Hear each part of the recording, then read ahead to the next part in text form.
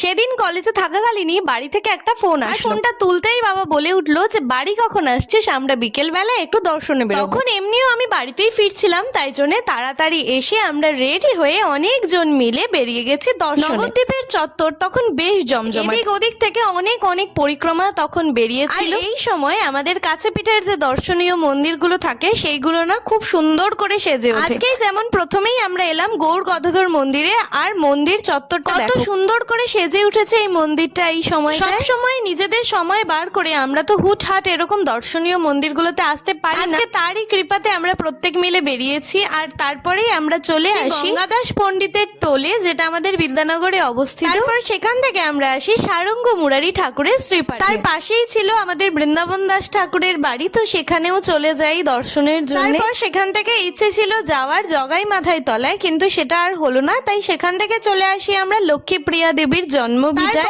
সেখান থেকেও আমরা চলে আসি বিষ্ণুপ্রিয়া মন্দিরে। যেহেতু পরিক্রমা চলছিল তাই প্রত্যেক মন্দিরে অনেক অনেক ভক্ত আর সবাই আবির খেলছিল, তারপরে কীর্তনও হচ্ছিল। আমাদের মুখ দেখে তো বোঝাই যাচ্ছিল যে আমরা কতটা আনন্দে সেই দিন ছিলাম। তারপর আমরা চলে যাই নিতাই বাড়ি, আর আমাদের সমাজ বাড়িতে দাদামশাইয়ের দর্শন করে আমরা বাড়িও চলে আসি। আজকের জন্য টাটা।